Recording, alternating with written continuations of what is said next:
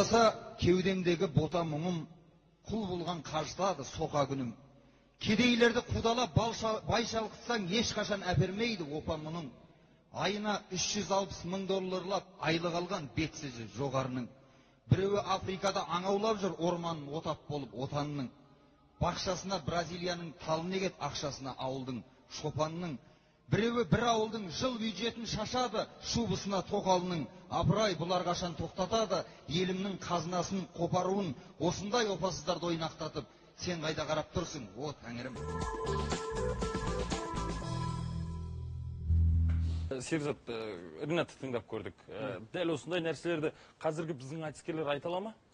Кешегі енді айтысты көрсеңіз, дәл осы 2 күн бұрын жылдың қорытындысы ретінде бірнеше күн бұрын өтті айтыс алтын домбыра. Сол жерде біздің ақындар қалай айтты мысалы. Осы Ринаттың айтқанын айтып жатыр ақындардың бәрі. Ринаттың айтқан жерлерінде артық кемі бар әрине. Жаңа қарап отырған кезде ана жерде жаңағы о тәңірім деген енді артықтау енді. Құдайға өйтіп айта алмаймыз ғой. Жақсы, Бекболат аға айтыңызшы. Осы Бауыржан мен Ринат Халиолланы айтамын. Жаңа тыңдап өткен Ринат айтысқа өкпелеп жүр. Айтыстың басы қасында жүрсіз. Не істедіңіз, өзіңіздің інілеріңіз ғой? Неге өкпелейді? Қалғандар былай алмашын.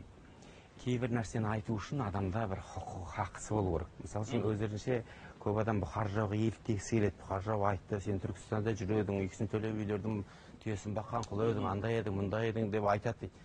Бірақ ол Абылайдың қалыптасуында бұқардың рөлі бар ғой. Ол Абылайды Абылай қылушы тұлғалардың біреуі болған соң, оның айтуға хақысы бар.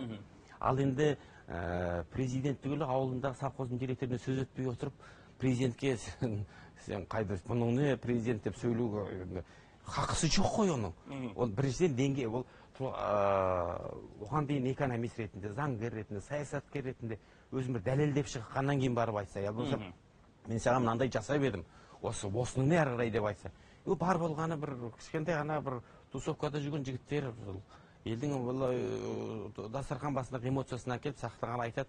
Сосын кейбір шынында да кейбір ойдың үстінен дәп түсіп айтады.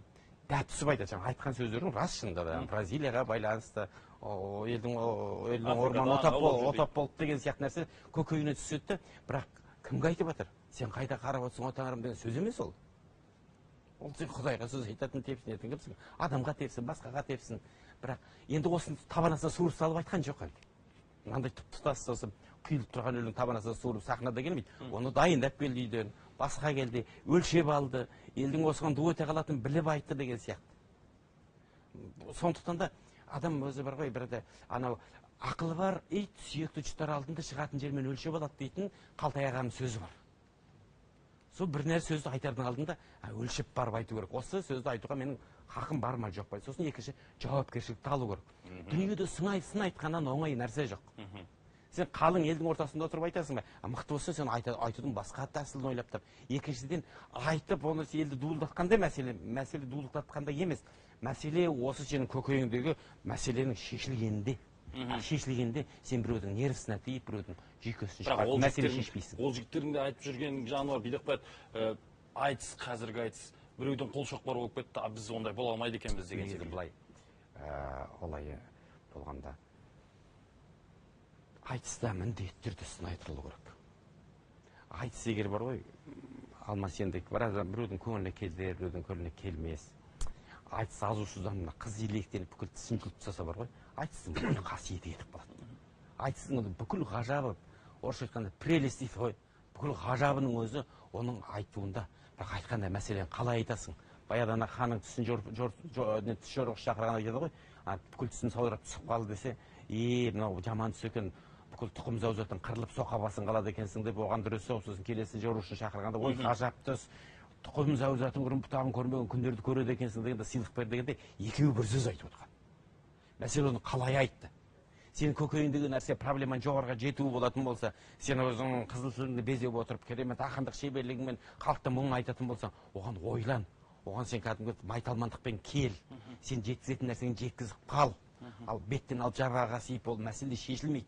Сосын мақсат ана ниетіндегі көңілің елді дуылдатып, сен керемет ай бәрекелді айтқыш екен, ой қорықпайды екен деген сөз үшін айтып жатсың ба? Әлде осы мәселе шешілсін деп айтып жатсың ба? Сен өзің сұрақ қой, содан кейін барып елдің алдына шық. Сен айтшы, қазір өзі бар ғой, майдан нелегеніне война дейді ғой, майдан шепсіз.